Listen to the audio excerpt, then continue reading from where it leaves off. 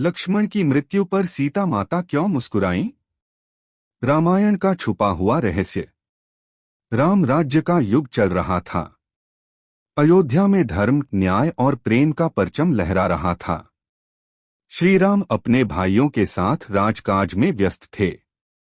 लक्ष्मण, जिन्होंने वनवास में भाई और भाभी की सेवा में जीवन समर्पित कर दिया था, अब राजमहल में उनके परम सहायक और आत्मस्वरूप बने हुए थे। सीता माता, जिन्होंने अग्नि परीक्षा दी, जिन्होंने एक स्त्री के अपमान और आत्मबलिदान की सभी सीमाएं पार की, अब वाल्मीकि आश्रम में अपने पुत्र लव और कुश के साथ तपस्यारत थीं। यद्यपि श्री राम ने उन्हें त्यागा नहीं था, परंतु प्रजा के दबाव ने उन्हें यह कठोर निर्णय लेने को बाध्य कर दिया था। समय बीतता गया। एक दिन राजा राम को एक गूढ़ संकल्प करना पड़ा, अश्वमेध यज्ञ। यह यज्ञ संपूर्ण आर्यावर्त में उनकी धर्मसत्ता की घोषणा के लिए आवश्यक था। परंतु इस यज्ञ के लिए एक शर्त थी, राजा को अपनी पत्नी के साथ होना चाहिए। राम के लिए यह कठिन प्रश्न था। सीता अब उनके पास नहीं थीं। उन्होंने संकल्प किया कि यज्ञ के लिए वे स्वर्ण प्रतिमा के साथ यज्ञ करेंगे। और यज्ञ आरंभ हुआ।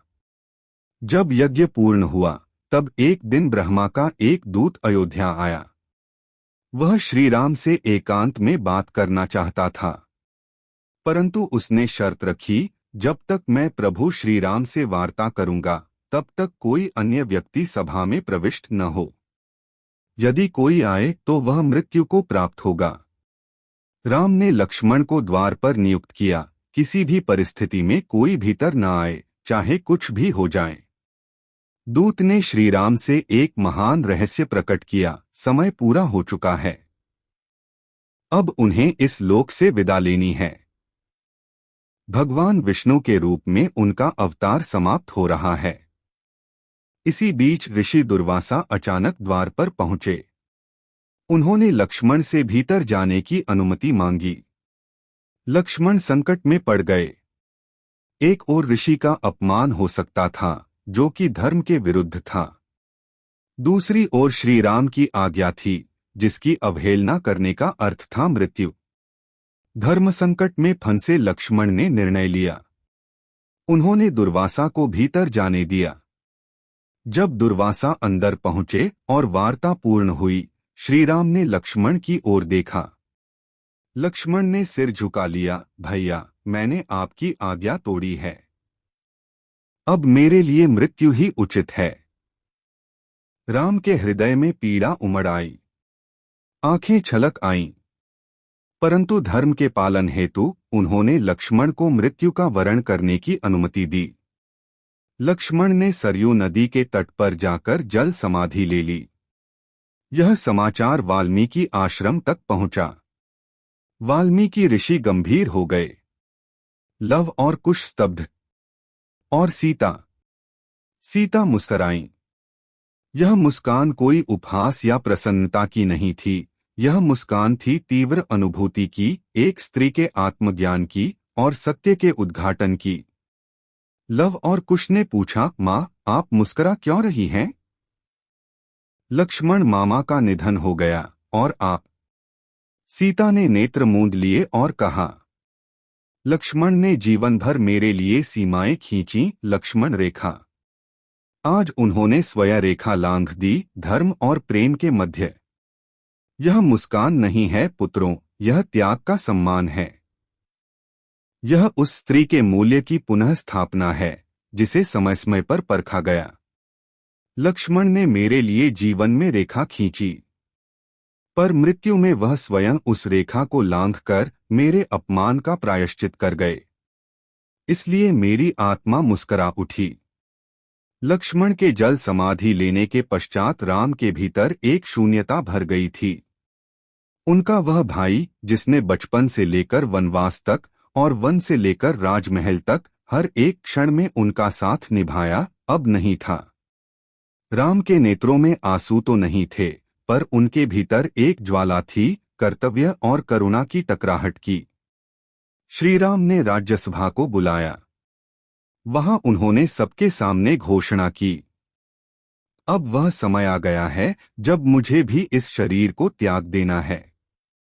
लक्ष्मण बिना राम अधूरा है और सीता बिना राम केवल एक प्रतीक है, प्रेम नहीं। अब मेरा कर्तव्य पूर्ण हुआ। लव और कुश को यह समाचार मिला। वे मां के साथ अयोध्या पहुंचे। अयोध्या वासियों ने पहली बार सीता को वर्षों बाद देखा। राम ने उन्हें देखा। क्षण भर को समय थम गया और उन्होंने कहा, जनकनंदिनी, क्या तुम मुझे क्षमा कर सकोगी?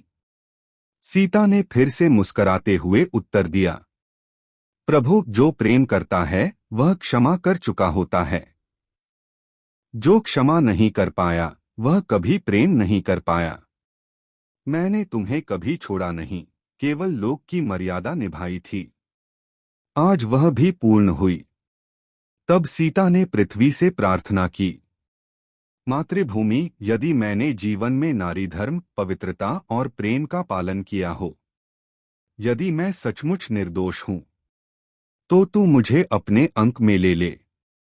और उसी क्षण धरती फटी और सीता माता उसमें समा गईं। अयोध्या स्तब्ध रह गई। राम वहीं खड़े रहे, न रोए न बोले।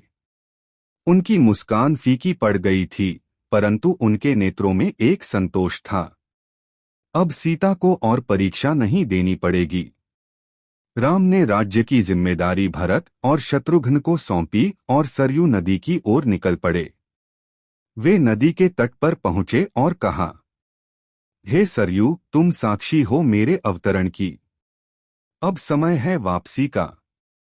यह राम नहीं, विष्णु का अंश है। अब संसार को मेरा शरीर नहीं, मेरा धर्म चाहिए। वे सरयू में प्रविष्ट हो गए। देवताओं ने आकाश से पुष्पवर्षा की। सभी ऋषियों ने कहा, राम का शरीर नश्वर था, परंतु उनका आदर्श अमर रहेगा। सीता की मुस्कान केवल लक्ष्मण की मृत्यु पर नहीं थी। वह मुस्कान थी उस यात्रा की जो एक स्त्री ने आदर्श पत्नी, बहू, मां और रानी के रूप में तय की। जब लक्ष्मण ने अपने प्राण त्यागे, जब राम ने वियोग को स्वीकार किया, जब सीता ने धरती में समाकर अपनी पीड़ा का अंत किया, तब वह मुस्कान एक युग की समाप्ति पर थी। एक युग बीता, एक यथार्थ सिद्ध हुआ। प्रेम केवल त्याग नहीं, आत्मसम्मान भी है। स्त्री केवल अग्नि परीक्षा का पात्र नहीं, वह स्वयं अग्नि है। लव और कुश ने अपनी मां के त्याग और मुस्कान को जीवन का मूल बना लिया। वे राज्य के शासक बने, पर एक नई चेतना के साथ, जहां नारी का सम्मान प्रथम था, जहां धर्म केवल पुरुष की मर्यादा नहीं, बल्कि स्त्री के आत्मसम्मान से भी जुड़ा था। उन्होंने अपनी मां की वह अंतिम मुस्कान को स्मृति बना लिया, वह मुस्कान जो दुहख में भी सत्य को पहचानती है, वह मुस्कान जो त्याग के चरम पर आत्मा की शांति देती है। दोस्तों, कथा अच्छी लगी हो तो चैनल को सब्सक्राइब करें और कमेंट में जय श्री राम जरूर लिखें।